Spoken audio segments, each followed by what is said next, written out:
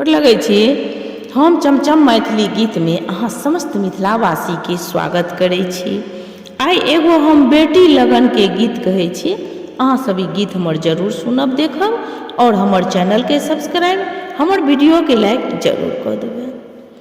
पर्वत में गरजी गेल बाबा, पाटन भेल ई जोतया, लक्ष्मी बेटी कुमारी यौ बाबा, 9 लाख मांगे दान यौ, 9 लाख एसरी 9 लाख बेसरी, 9 लाख मांगै धेनु गाइया, 9 लाख एसरी 9 लाख बेसरी, 9 लाख मांगै धेनु